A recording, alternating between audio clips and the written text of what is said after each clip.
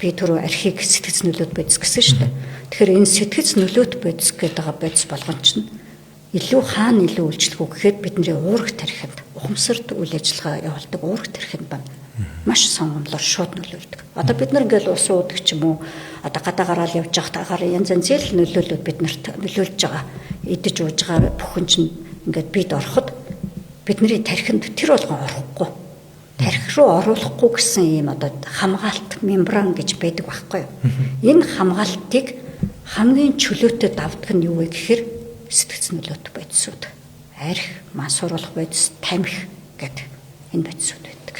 Онцлог. Тийм учраас ерөөсөө ихээрч уусан, багаарч уусан тархи руу шууд очно гэсэн үг. Шууд очиж байгаа учраас янз янзын өөрчлөлтүүдээ өгнө. Тэгээд тэр хүнд маань яах вэ гэхээр тархинд их олон өдрийн нөгөө хэтрүүлсэн хэрэглэн маань тархинд маш их хордлогуудыг явуулснараа бидний эд эрхтнүүдийн зүрхний, амьсгалын тийм ээ бүх эрхтнүүдийн төвд хаана байх вэ гэхээр бидний уурах тархинд бичдэг. Уурах тархинд маань маш их хордлогонд орчоод тэр хордлогын хоолмоос удирдлага маань алдагдаад байгаа учраас олон эрхтнүүд зэрэг дутагдaltaд үүсээд тусламж авахгүй. Тархины хордлого гэдэг чинь тэгвэл ерөөсөө шууд утгаараа тархи өөрөө хортчихж байгаа тухай юм биш. Ерөөсөө дондох эмгийн тухай ярихад дандаа тархины тухай ярих хэрэгтэй.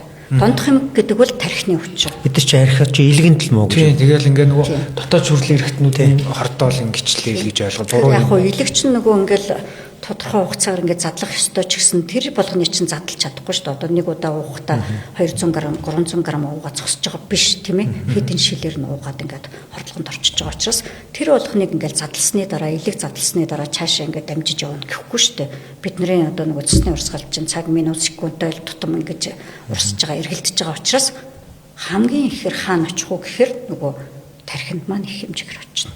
Тийм учраас тархийг маш их хэмжээр гэмтэж иддэг. Манкастыг хүргэхэд Монс Косметик хамтран ажиллаа. Гоо сайхны тэргүүлэх үндэсний үйлдвэр Монс Косметик.